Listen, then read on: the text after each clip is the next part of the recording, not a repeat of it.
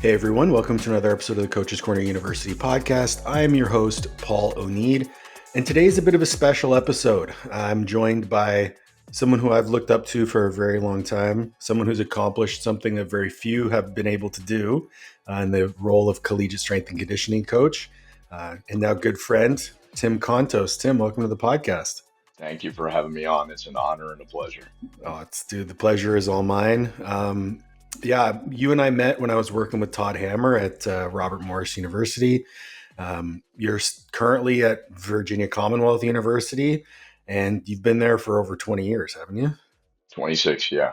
26 years. Do you know, I think the only person I know close to your tenure would be Mike at Georgetown. I want to say Coach Batson at Oh, Clemson. He may have stepped down, okay. but he was there for a long time. Yeah. So, the But yeah, typically the podcast is centered around, strength and conditioning, coaching, that sort of thing. But you and I have had a number of conversations in the past, and especially now, given my current injury, on the emotional side of things and what comes along with that, both as someone who is supporting someone else, but also someone who needs the support. And I approached you with this idea of, hey, let's get on and let's talk about it. Let's talk about the different things that come up. Let's talk about some coping strategies. Let's talk about the mindset associated with that. And you were honestly very gracious in sharing your experience, because I know you've had a lot of experiences in this regard. yes, I have. So maybe you want to start like giving people a little bit of background on your career, obviously, and Mhm. competitive endeavors, and how that led you to the conversation we're having today. So I started lifting when I was probably 14 or 15. I got more serious about it when I was 16, um, and when I got to college, I had no idea what I wanted to do. I was an outdoor rec major. I went to Radford University, which is in Southwest Virginia, and I initially was an outdoor recreation major, and I was like, this really isn't, floating my boat, and so I became a physical education major. Okay. And at the time, you could be a gym teacher, you could be a personal trainer, you can be an athletic trainer, and because strength and conditioning really wasn't a very popular thing at that point. Very few schools had it, and so I graduated and became a personal trainer and started working with one of the local clubs, and then the word started coming around that I think I read a couple NSCA journals or National Strength and Conditioning Association journals where they're doing research on stuff like this. And I was like totally enamored. And I was like, this is what I want to do. And I started handing out my resume to whoever would take it. And they were actually looking for a position here at VCU because they had run into a lot of injuries, and the orthopedic department actually funded a position here Oh, for cool. strength and conditioning to help prevent the injuries. And so I worked part time for about a year and a half doing that. And then the position rolled, they saw the need, and the position rolled over into a full time position. I've been here ever since. Wait, Um, so you're the first ever strength coach at VCU? yeah, they had some people come through like help in a graduate assistant capacity, but it was, fairly short lived. But yeah, I didn't know that. That's fucking cool, man. yeah, I still have pictures when I started, they weren't equipped for any of this. And so the weight room, I said yes to the job, and I walked into the weight room and I was like, what did I get myself into? Because it was 1,000 square feet, and 500 of it was filled with knockoff Nautilus machines. I was like, what? The dumbbells didn't even go all the way up to 50 pounds. But so we've come a long way. Now we're in a 10,000 square foot facility. We can run 50 athletes through in an hour. So it's we've come a long way. But yeah, I've got pictures of me in the weight room in the basement with my lunchbox because I didn't have a it was a lunchbox cooler because I didn't have a fridge or a desk. That's wild. Yeah, Okay, man. so I know we're going to get into, feelings and shit, but Yeah. the first thing that popped into my head when you said you were the first strength coach at VCU, I feel like in that position, so many people would have just been like, cool, I'm here. I don't have to keep growing. I'm like, I made it. It's all good. But you've continued to, like, what was the motivator to just like continue to elevate and elevate and elevate? When you say you started in 1,000 square feet, to Hmm. now being in 10,000 square feet. I personally know the size of the athletic department and how much of it you're actually responsible for. To Hmm. go from that to this, like, that's on your shoulders. Yeah, yeah. What motivated me just trying to get better because it's uh, from many schools will or strength coaches will have their favorite team or whatever, and they cater everything towards that favorite team. I wanted the best for whatever that team wanted, and if it was X piece of equipment and it was going to benefit the entire team, okay, we're going to do what we can to get that piece of equipment. And can it benefit other teams? Great, right? Even better. Um, but it was before I ever heard Ron McKeefery say it when he said make the big time where you're at. That was one of the things that, because you realize when you set professional goals, when you look at that, how much of that is in your control?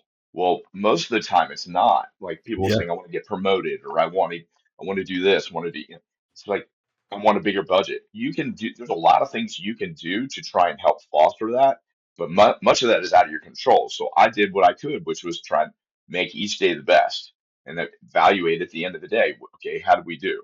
All right, where can we get better? Well, I think you hit the nail on the head with like so much is out of your control. I mean, a little bit, probably a little bit less volatility at VCU because you guys don't have football.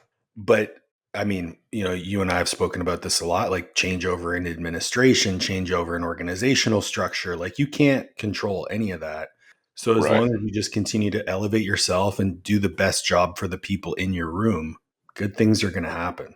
Exactly. Exactly. So the topic of conversation today, I want to talk about, the mindset associated with setbacks and injuries. Um, Maybe share a little bit about, the things that you've been through. I feel like you have a surgeon on speed dial at this point, but I do. Yeah. So we didn't talk about my athletic endeavors. yeah. In high school, I played lacrosse. So that leads up to your second question. Hmm. Um, I played lacrosse and lifted, but as I said, started lifting a little bit more when I was 16. I realized I wanted to turn a passion into a profession. But in the meantime, I was like, okay, what can I do? I wanted a goal. And so I started looking at bodybuilding. And at the time, I was maybe 150 pounds at 5'6". And some wise people were like, you need to put on a little bit more size before you can think about bodybuilding. So maybe what a lot of bodybuilders do was power lift in the off season. So I went to the back of the bodybuilding magazine and I ordered this little pamphlet. One was the squat, one was the bench, one was the deadlift and I ordered them. It was the most rudimentary books, but it was the start. And so I was like, okay, can I compete in this? And I found somebody in my gym. And so this was at Radford, and this guy competed and, did pretty well for himself, went to collegiate nationals. And so he kind of showed us the ropes. Um, Unfortunately, wasn't able to go with us to our first meet because I ended up bombing out in the squat. But I was bit by the bug. Hmm. And so I started powerlifting, and unfortunately, I did a lot of things wrong, which led to various injuries, starting with shoulder surgery. And I didn't do prehab work. I thought seated rows were for bodybuilders, so I wasn't. I'd had a coach at one point in time, and then clearly stopped listening to him. And then even when I'd stepped away, stopped following some of his principles. Hmm. So I had one shoulder surgery. It was just through scope Yep. and the whole time I went into it, and I know we'll talk a little bit more about mindset later, but the whole time I went into it, there was doubts in my mind that it was going to work. And I think it was probably because the surgeon he was a conservative surgeon Hmm. and just kept explaining, hey, yeah, you got to let it rest. You have to do this, et cetera, et cetera, et cetera. And it just didn't give me a whole lot of faith. Um, so I ended up having a second surgery on my shoulder, and that one I found out 10 years that was a thermal capsular shrinkage, and Okay. I found out ten years later they're like, oh yeah, they don't do that anymore. I said, how come? They're like, because it doesn't work, and I'm like, yeah, I Oh, know, because lovely. I had continual pain after that. Yeah. But I mean, I can just run down the laundry list to keep it brief. I've Yeah. I so from there I had bilateral hernia repair. I had two surgeries for at a later date for complications due to that. I tore cartilage off my knee jumping into a women's basketball drill. So I had to, yeah, oh yeah. Like Nice. go sprinting down the line, and all of a sudden, sniper. Um, so I had surgery on that.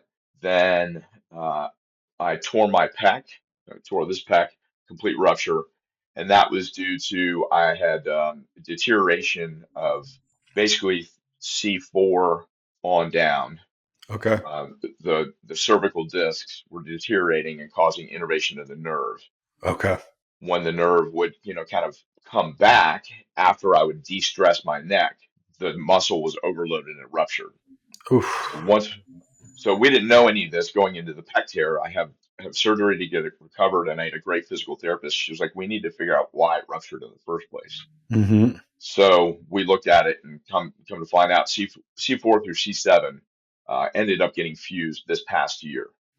And that's where they take cages and they wrap it around the vertebrae to keep everything stuck here. So your range of motion forward and back is limited, as well as a little bit of turning rotation.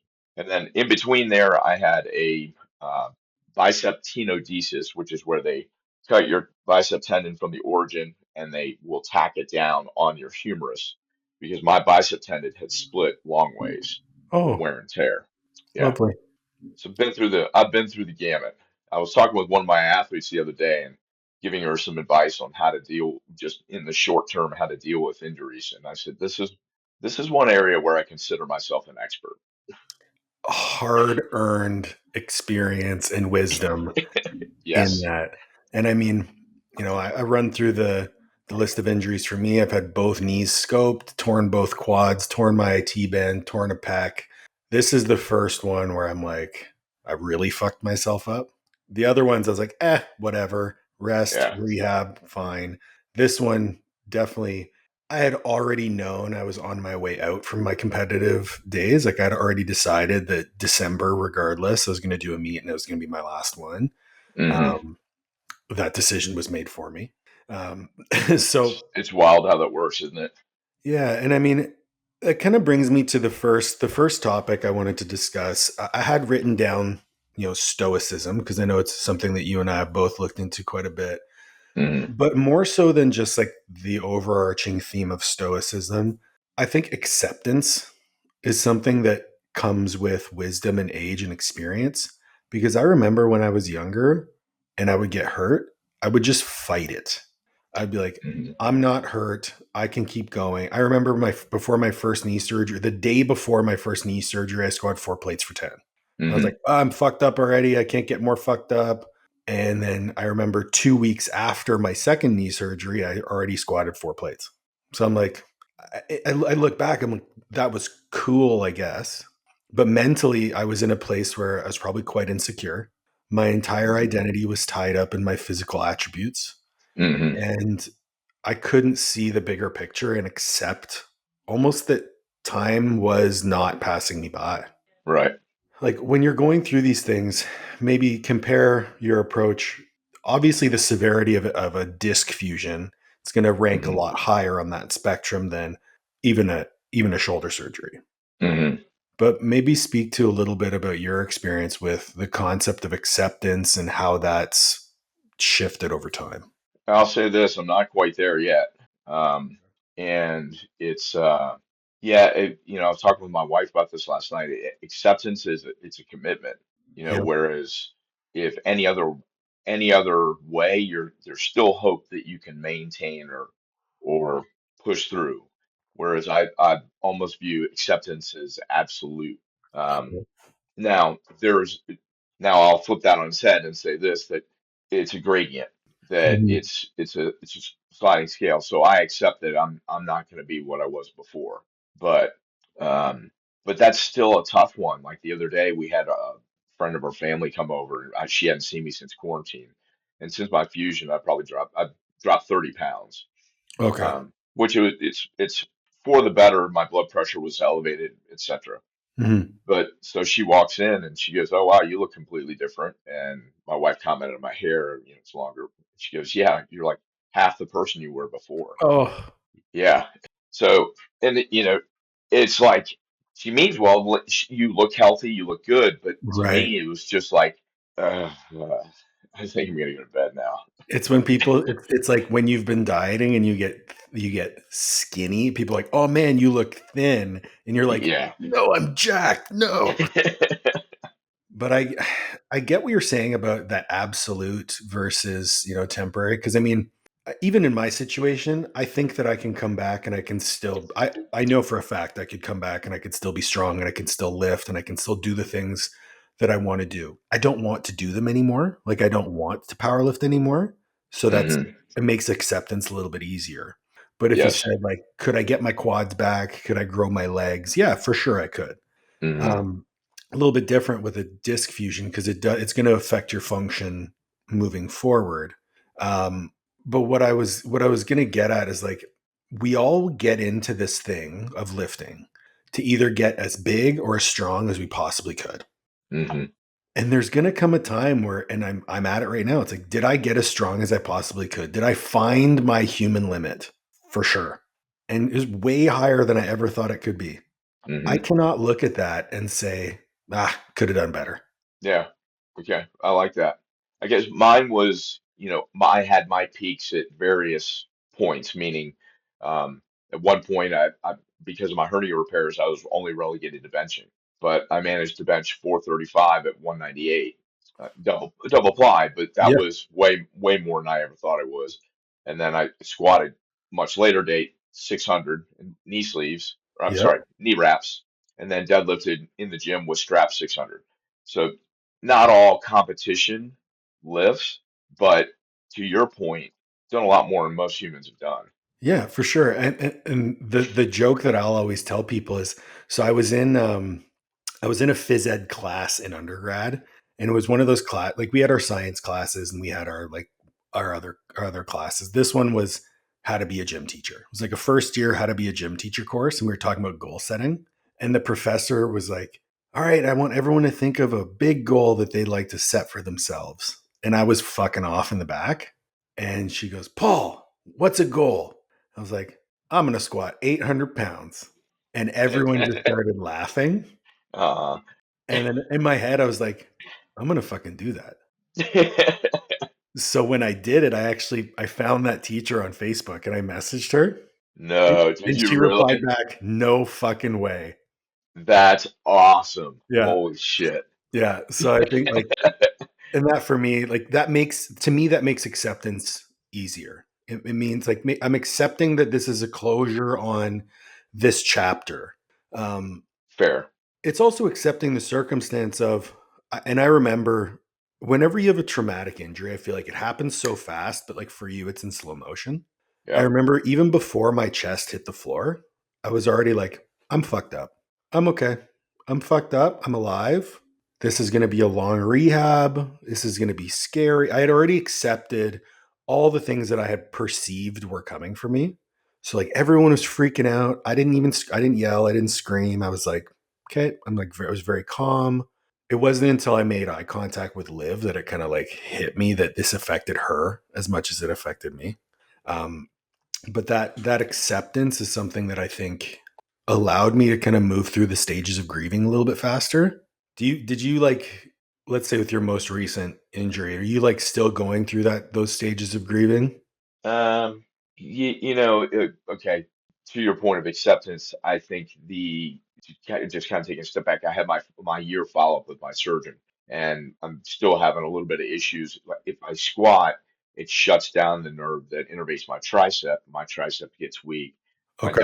I'm only dumbbell pressing, so my dumbbell press goes down, et cetera, et cetera. So it's a trade-off for me. So I'm not barbell squatting, and he's like, it's been a year, it's probably permanent.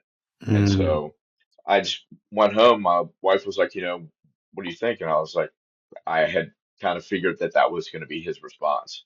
And yeah. so I accepted it.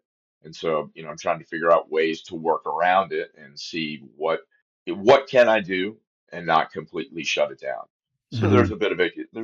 There's acceptance that, yeah, I'm not going to compete again because I kept, you know, I similar, not completely, but I kept forcing the issue. I kept wanting to get back on the platform, kept wanting to get back on the platform. Mm, I entered into a meet, the meet got canceled. Entered into a meet, I got food poisoning, a virus the day before weigh-ins, was throwing up all over the place. enter into a meet. This is over like a 2.5 year span. Right. Rupture my pec. Yeah. Then I enter in a meet, and both my parents passed away in a 6 month time period. I was like, okay, I'm done. I'm listening, universe. I'm listening. Yeah. That's one where I'm like, the universe thing, I see it, I have a tough time with it. Because it like I don't like you talk about acceptance. I don't like accepting that things are outside my control. I always grasp at it. I'm like, okay, I can't accept this, but if I work around and find this back door, there's something that I can sneak in and get towards. Yeah. Well, I'll say this. I don't see that it's out of my control, but there's only so many times you're going to hit your own head on the wall before Yeah. you're going to move your head before you walk through that doorway again. You know what I mean?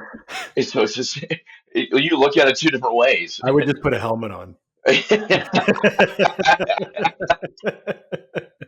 The old me would have done that. It'd be Yeah. like, it's strengthened me up. Yeah, exactly. Yeah. Um, the next thing that I wanted to talk about is fear, because I felt I was very scared. Like this was the first injury or setback that I've had where I was genuinely scared for what was to come. And while I had accepted it, I still was like genuinely fearful. I haven't felt like when they were rolling me into the emergent into the surgery uh, suite, I was like, oh, I'm absolutely shit my pants terrified. Wow. And if I didn't have so much dilaudid in me, I probably would have shit my pants. um, and I was scared for the unknowns. I was scared for, I mean, I've only been married for a year. I was scared for how this is going to affect my marriage and my relationship. I was scared for how I would have to rely on other people. Things that Hmm. scared for so many things that I had never experienced before. So I had no relativity to compare that for. You know Hmm. what I mean? Oh yeah. Yeah. Yeah. Yeah. Yeah. Yeah. So when you're in that position and you're fearful, like what were some things running through your mind in all these? And like obviously having neck surgery is pretty fucking serious.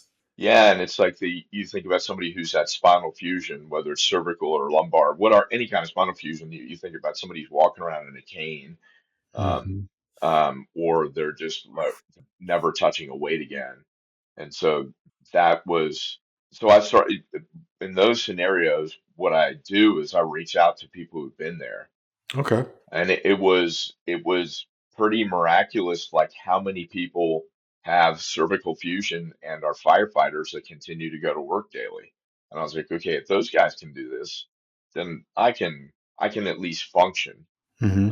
Now I had a more significant one than that, but I think probably a harder one for me was coming off the shoulder surgery, going right into bilateral hernia repair. And that was like, okay, you know, you're you're working your upper body. Okay, you can't work your upper body because your shoulder's hurt. Now you're working your lower body. Well, now you can't work both. Now what are you Hmm. going to do? And that's now I've grown to the point to say, okay, what can I do? And Hmm. you write down all the things you can do. I can walk. I can work my right arm. I can do posterior chain something or another, whatever it is, and then focus in on that. That was one thing that I actively did as well. Like it was very clear to me the things that I couldn't do. Like I couldn't, get up and go get something for myself. I couldn't wipe my own ass for a good week. Right. Yeah, yeah, But what could I do? Well, I could work on my mind, right? I could yeah. read, I could journal, I could meditate. Um, I could Yes, I yes. could I could I could push into others and serve my people, which fills my cup really well. So, the morning before I had surgery, I was reaching out to all my clients, making sure they had programs and like making sure they're because that helped me. Yeah, And yeah. so I really have actively pushed into the things that I can do. Hmm. um, this has actually been the longest I've taken off of training in 18 years. Yeah. And you know what? I don't really miss it that much. It's interesting how that works, isn't it? What was the longest layoff you had from exercise? Took off, from exercise period. I don't know. If Yeah, you from well, lifting. let's like say structured exercise, like walking Yeah, doesn't count. yeah. Uh, at the end of quarantine, I took a month off. I took a month off of work, and my wife and family, my wife and son and I went down to the Chesapeake Bay. and that didn't work out at all. Wow. Yeah, I'm going on 6. Like if you count the meet as exercise, I did 2 squats. Um, yeah, it's been 6 weeks for me as of the Sunday we're recording this Thursday, the 22nd of August, and um, yeah, it's been about 5.5 weeks, and I honestly don't miss it. But it's weird because one of the things that I was scared about was I was very conscious of my identity. I was very conscious of my identity as Yeah. someone who trains and someone who trains really fucking hard. And it was interesting because I came to the realization that the definition of really fucking hard only matters to me. Yeah. And when we pull back the layers of other people's perception or social media or even professionally speaking, if we're okay with our own journey, like that's really all that matters. Did you fight with that at all through that? Oh yeah. 100%. For me, it's much easier to get away from it and concentrate on other things like hiking, being outside, outdoors, if I'm not at work. Mm-hmm. The minute I'm at work, it's I'm in a role where I'm expected to lift. Mm-hmm. That's not 100% true, There's a lot of but fat strength coaches. yes, yeah, yeah. I feel I owe it to the athletes to walk the walk. You know I what I mean? completely agree with you. Yeah. And so, so yeah, so the minute I'm here, and then, everybody says it, death is the comparison of joy, but got some pretty fucking strong people I work around. So I'm like, all right, I need to step my game up. Yeah. Yeah. I definitely look at like now is my opportunity. Like I have to walk the walk for sure. Like I have to continue to train, continue to push myself, continue to try and be the best version of me. Because at the end of the day, I think you're in a unique situation because you're dealing with like collegiate athletes at the highest level. Hmm. A lot of my clients are just trying to be better than they were yesterday, and they're on their own journey similar to mine now. So if anything, I think this makes me a little bit more relatable. Yeah. Um, and I also think that there's a lot to be said for the person climbing the mountain. So as long as they see you as someone perpetually climbing the mountain, I don't think they care whether that's a mountain or a molehill. Yeah. I could be I wrong. would agree. I would agree. Yeah. Yeah. I think that was a big piece of it for me. Um, so the next thing we'll talk about is like love and gratitude. Cause I think, man, this injury, the number of people who reached out to me and expressed their love for me, their appreciation for what I had done for them. If there was one gift that I could look at, this thing is like, is there a gift that I can pull out? It was, well, I'm doing a good job at the things that I want to be doing. I'm doing a good Hmm. job serving others. And if I Hmm. needed to have this injury and these 6 weeks of immobility to know unequivocally that I am having the impact I want to have, I'm okay with it. That's a good price. As my dad said, I got my money's worth. Right. Right. Yeah. And I was like, there has to be something to that feeling. For sure. And I would say it's just being able to pay forward to the athletes that Mm. here, hey, unfortunately, I've been under the knife 9 times. Here's what you need to expect. This is your first one. Here's what you should expect. The first day is going to suck. Stay on top of your pain medicines. You're not going to want to take it because you want to stop because you're tired of feeling messed up. Stay on a regular schedule. Oh, yeah. Those are words of advice my mom gave me, and I can pay it forward. And then I can, then when they get back to the weight room, I can explain to them, hey, rehab is a process where it's 2 steps forward, 1 step back. But you just need to know when you have that 1 step back, it's not the end of the world. It's just a step back. And Yeah. it resonates with a lot of people. And, I can say, unfortunately, I've been there and I've done that. But I think that's like in our role as a guide, right? Like your role as a guide is predicated largely on the fact that you have been there and done it. Yeah.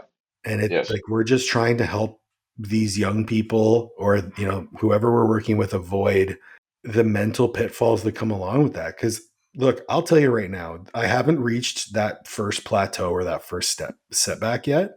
That's going to be a hard one for me. Yeah. But I know that once I go through it, I'm like, okay, I now know how to navigate this better next time. I can help someone else avoid that too. Um, I'm also super grateful for the amount of people that have reached out and like offered to help. Hmm. Like, notwithstanding, like my wife has done everything for me, like make my meals, bring me water, make sure that everything's taken care of. Like, man, I was pooping in a bucket. She was bringing the bags of poop out to the garbage. Like, well, I was in a commode. It Yeah, was a I very got you. fancy toilet Yeah, chair. I know what you mean.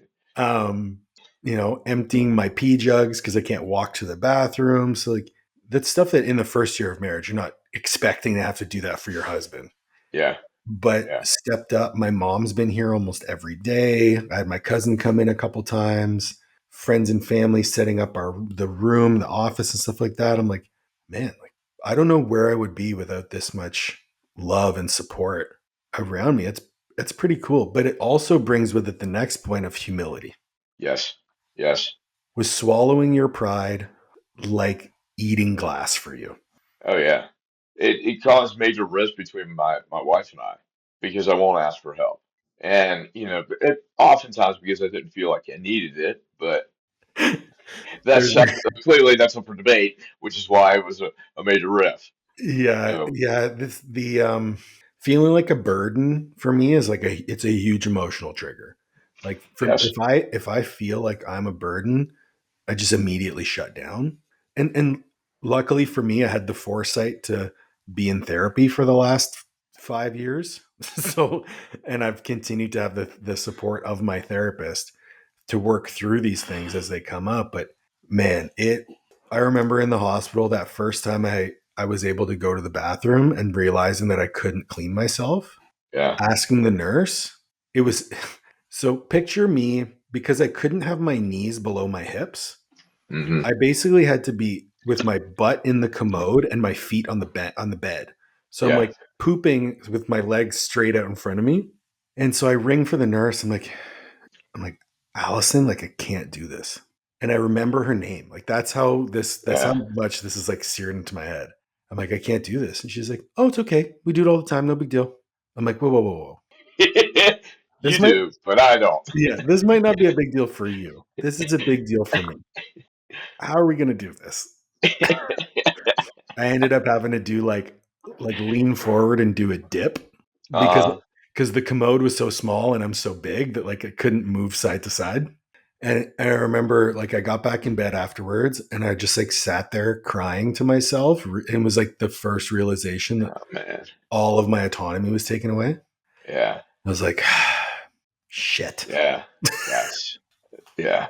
One of the things that has been very important to me, and I think this is something that you can speak to as well, is like being able to talk to your partner, being able Yeah. to express how you're feeling in these moments, but from a place of not asking them to own it, but just letting them know that you're feeling the way that you're feeling. Yeah. Because I think all too often when we're in support of someone else, we want to solve their problems.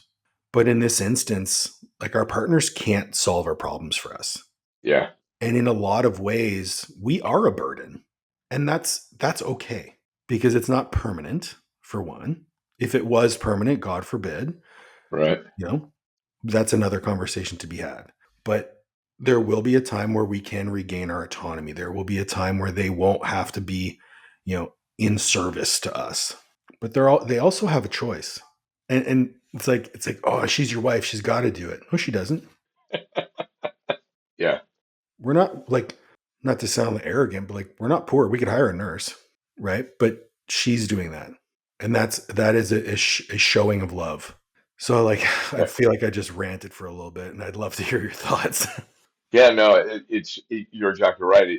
They do have a choice because I, I've been through both scenarios where my ex-wife she would do, she would much more acquiesce to whatever it was I said I needed, which was virtually nothing, outside of the occasional something or another. To my current wife is over the top with, loves to that's her love language.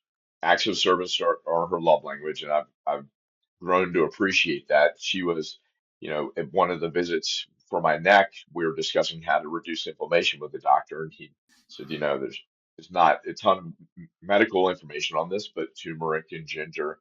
And so my wife was pickling turmeric and ginger in the kitchen that evening, and then making me tea with ginger and turmeric, which by the way was disgusting, but I would choke it Yeah, that sounds like it would make down. you vomit. The pickled ginger wasn't that bad. You just take a little bit, like a couple times a day. But fermented food's good for you anyway. Yeah. But yeah, just having both, and then also I've spent time at my parents' house after surgeries. Having them take care of me. You know, it's yeah, the wide gamut. Man, Uh, having your mom take care of you as an adult man, it kind yeah. of infantilizes you a little bit, like brings you back to your childhood somewhat. Oh yeah. It Oh was yeah. for me, it was cool for about 5 minutes. I was like, My my brother's favorite story. Now, I wasn't a young adult at this point. It was in eighth grade, but I'd wrecked my four-wheeler, and so I broke my collarbone. So I was in a sling in this arm, then I broke uh, my wrist, and so I was in "Mhm." a cast in this arm. And so he loves to tell a story about how he had to come over and brush my teeth. Like, whatever, Mike. That's Thank funny. you again. Yeah, well, I mean, speaking of brushing your teeth, like that, there's a lot of little things that we take for granted as adults that injuries will take away. I mean, like I remember, so on Friday, so about a week, 6 days ago, I got my walker, and so I was like, Mhm. "Fuck, I can move again." And there was two things that I wanted to do. I wanted to poop in a toilet, and I wanted to take a shower by myself. Because before our shower is on the second floor, so I couldn't do stairs. Ugh. So my mom and my wife were taking me out onto the front steps and hosing me down. Oh, bro. And well, I could take a shower. I started doing like aqua therapy, so I would go to the pool and like swim Uh, around at the pool. So yeah. I could shower there. But I'm surrounded by the typical like rec center old naked man who just wants to have a conversation with you. I'd rather be hosed down up front. Yeah, me too. Me too.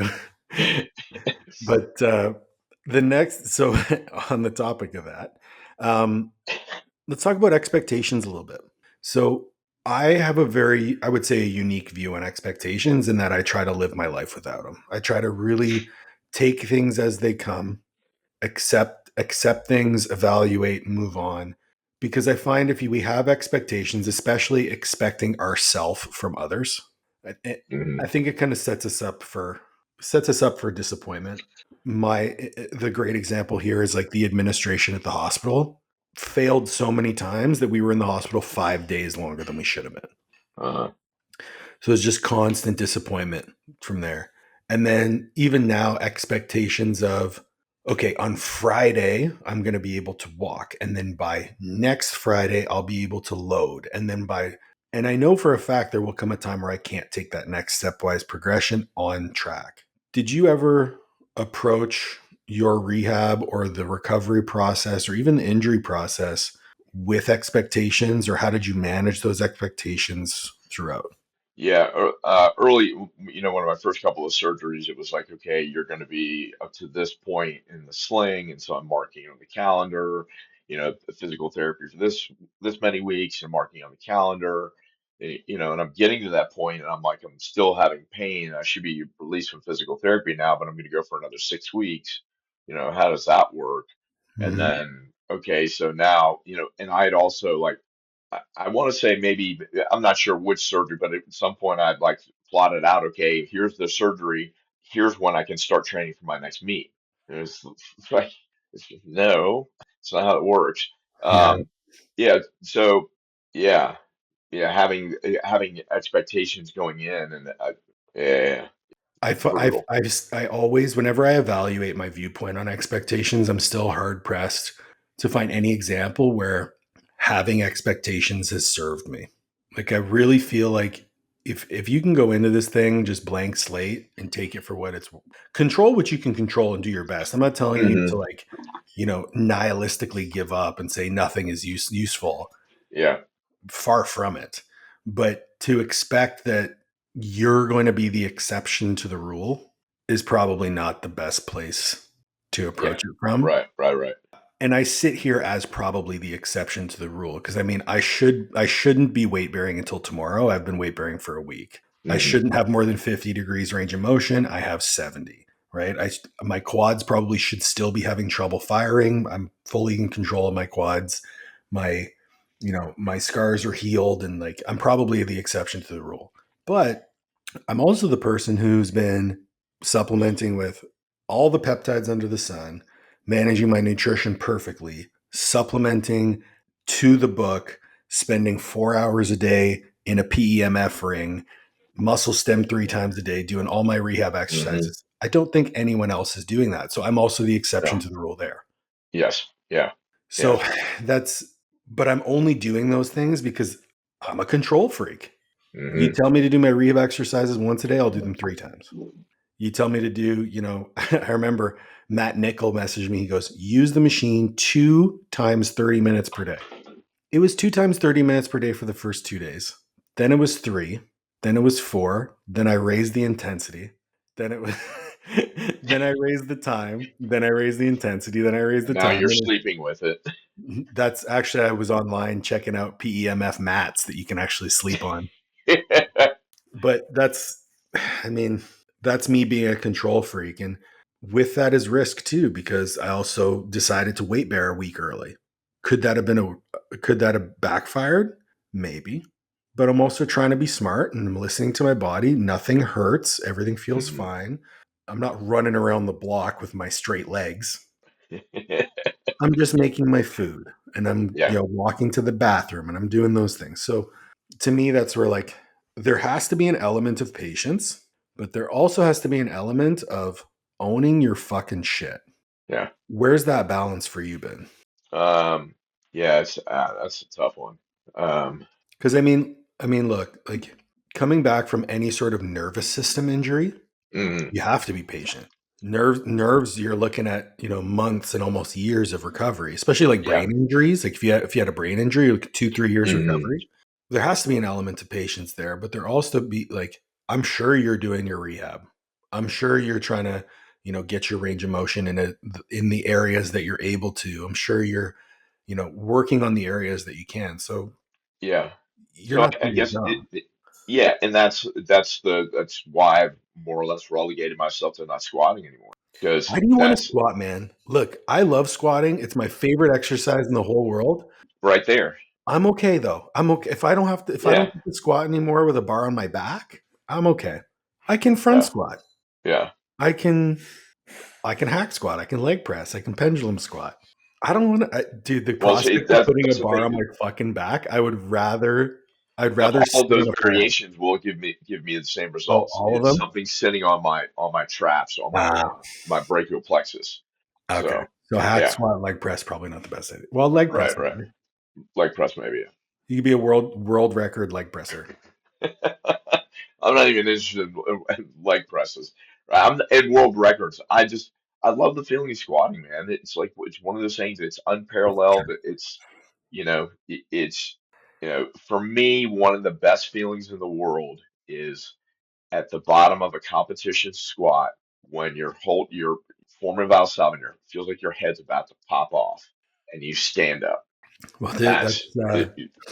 I remember I was talking to Joe Sullivan, who's a world record holder in the squat, and around that time we were both squatting around 800, and he asked me, he's like, "What do you feel when you're squatting?"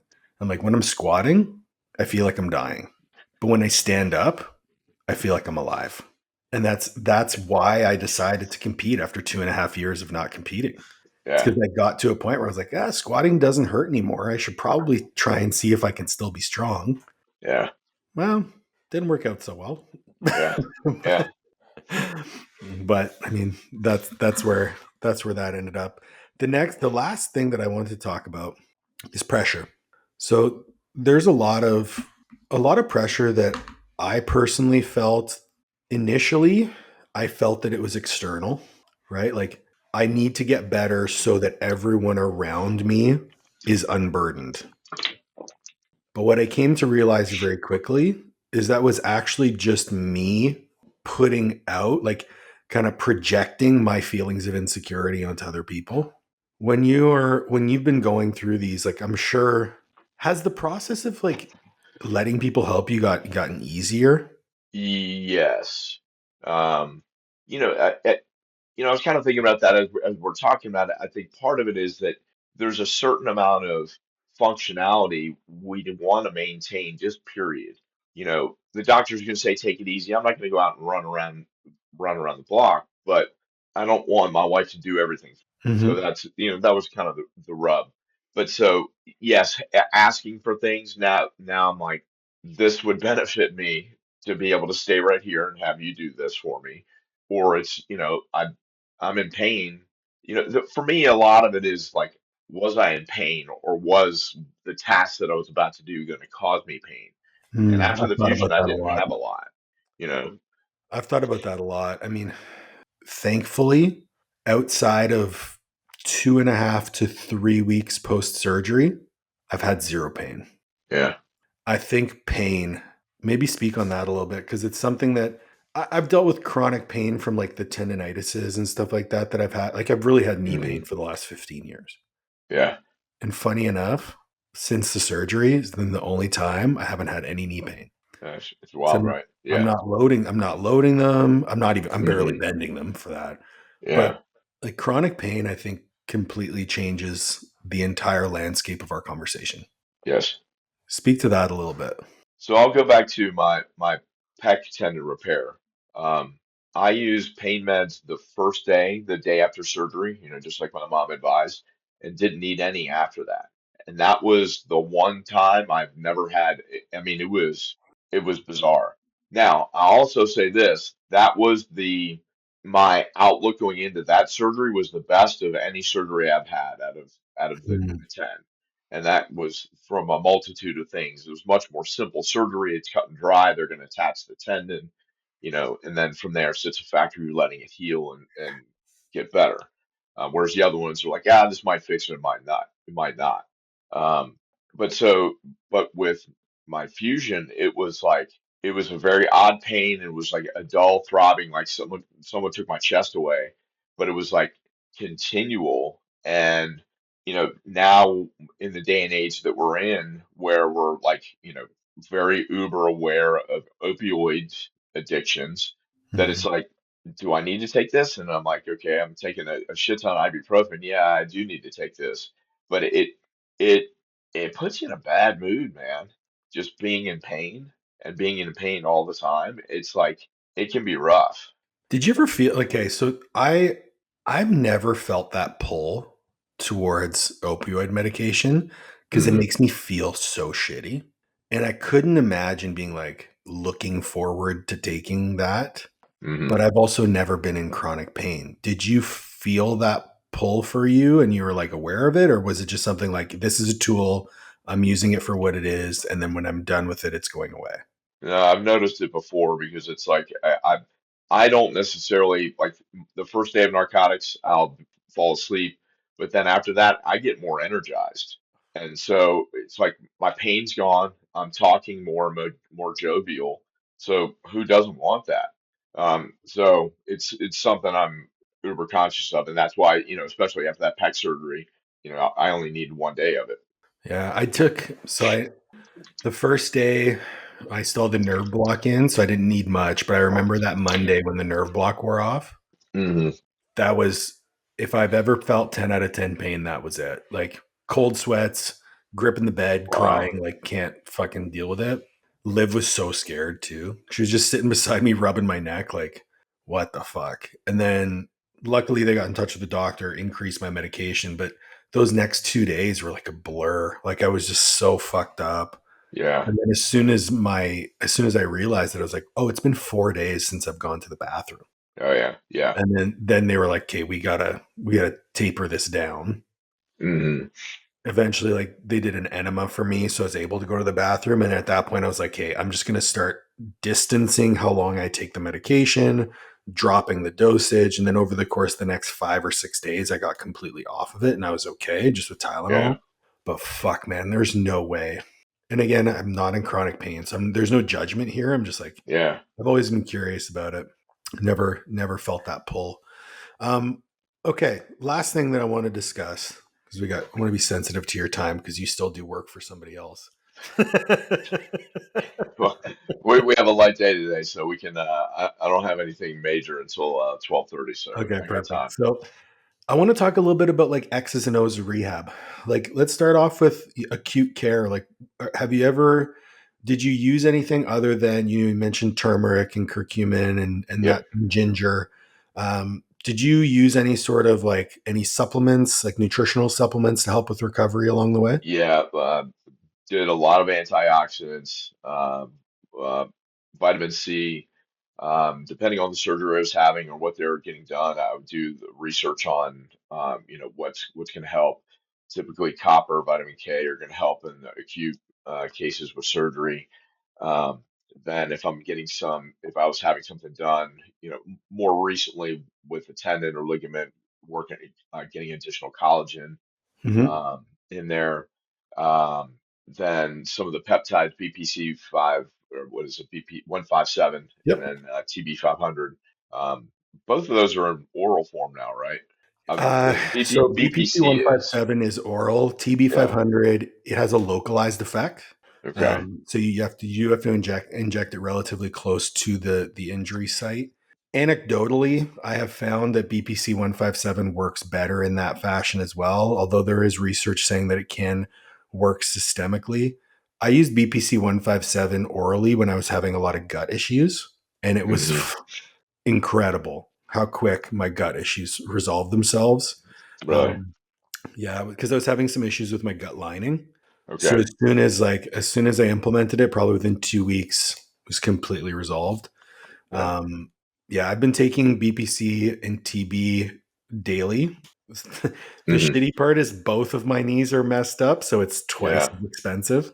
Oh boy. Yeah. Yeah. Yeah. Yeah. So I've been doing Um, 500 micrograms of each in both knees. And then a peptide that I had only more recently been aware of and researched called GHK copper. It's okay. specifically involved in collagen synthesis.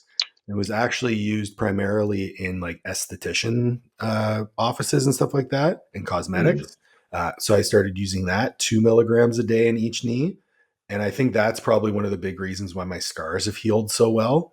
okay. Like maybe I'll take a picture for my editors and they can plug it in here. But like the my scars are nice and pink. You can barely see them. It's wild. Nice. That's Um, impressive. and then Yeah. I've been using some GH as well. I use a GH a day. Um, and collagen's been a big one for me. I've been doing Hmm. 30 grams of collagen per day, 15 in the morning, 15 in the evening.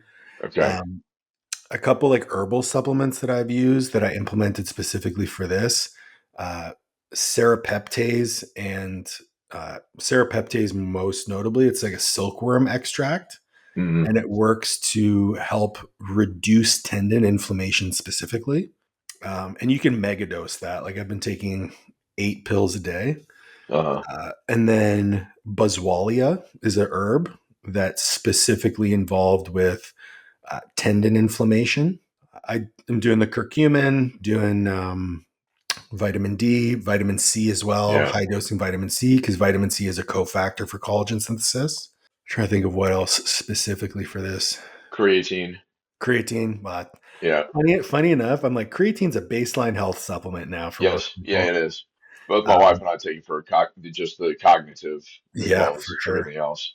I think keeping my protein intake high, not like no more than 1.2 grams per pound. I think I'm closer to actually 1 gram per pound now because I'm not active. Yeah. Um, Some of the things that I like staples in my diet that were also beneficial for mhm. surgery, fish oil. Oh yes, yeah, yeah, yeah. I did increase Um, my dosage of fish oil. I'm usually a high dose fish oil guy, yeah. um, especially with testosterone replacement. It can increase your LDL and decrease your HDL. So using high dose omega 3 can really help to combat that for me. How high do you go? Oh, Do you right now I'm remember? at I'm at 6 grams of combined EPA DHA, so I'm taking 10 pills a day. Okay. The only reason I'm going pills versus liquid right now is because, well, I was immobile for a long time, so I would just keep my Uh-huh. pills beside my bed Yeah. rather than having to have Liv go bring my shit to me. Yeah, And yeah, yeah. now that I'm mobile again, I'll go back to the liquid. Okay.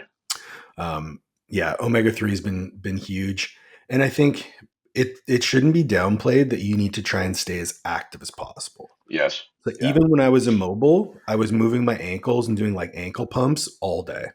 Yeah. And then as soon as I was able to lift my legs, I was doing like straight leg lifts as often as possible, especially for terminal knee extension for me. That Hmm. was huge. I did them so much to the point where I was having like low back pain. So I kind of slowed down on that one. Again, patience, listening to your body. Um, and then more so when I got into a bit more active rehab, I've been doing blood flow restriction 3 times a week. Okay. Have you ever used a clinical BFR unit? Yes. It's been a long time. Bro, those things are fucked. Like I've done tons of BFR in my training. Just Uh, throw knee wraps around your thighs and yeah, go yeah. ham. Man, when you have a blood pressure cuff that calibrates to your blood pressure, and then I reached failure doing straight leg raises. Yeah. Really?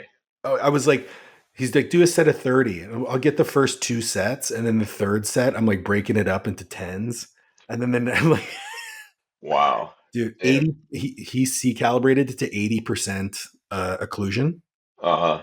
Your legs turning purple. You're like, it feels like your leg is going to explode. But I'll tell you what, no That DOMs. high. Yeah, there's no Wow. DOMs the next day. And I Okay. think it's been a huge reason why I've maintained so much size in my quads. Okay. Um, and then swimming. Swimming, funny enough. So when I'm in the pool, I have to wear my knee braces to keep my legs locked. But Yep. the only knee braces I have that I can get wet are the massive ones that they gave me after surgery. So they Okay. get really waterlogged and heavy. So it's like I'm kicking my legs with weight. Yeah. So it actually Holy worked. It crap. worked out Yeah. pretty well. Yeah. Yeah. I was able to do that. So I'm staying as active as I can, swimming twice a week, BFR 3 times a week, and then, the home exercise stuff. Hopefully now that I'm able to walk, we'll get into some loading. Hmm. But again, we're 6 weeks post surgery. So six weeks of immobility, like you're gonna get some muscle wasting for sure. And so For sure. all you're doing is trying to avoid that at all cost. Yeah. Are you doing Yeah. anything specific, like with the cervical injury? Are you doing anything specific for nerve function? I was doing some flossing for a little while, Okay. like motions for that, but beyond that, not much. There was, when I talked with um, friends with Michael Hope, who's Okay. physical therapist to the stars, I like to call him. He's helped out quite a few people, including myself as well as Dave Tate and Oh, some other cool. bigger names. But so I'd consulted with him prior to my surgery, and I was like, I'm guessing there's not much rehab after this. And he's like, nope, there's not a whole lot that you can strengthen up that's going to be stronger than the titanium screws. Fair enough. Are you going to set off metal detectors now? I asked that and they said yes. And I was like, can I get a note? And the doctor kind of chuckled and I was like, no, seriously, I'm going to fly in a month. Yeah. And he never gave me a note. And I went through my first flight and it didn't set off. So no, I guess not.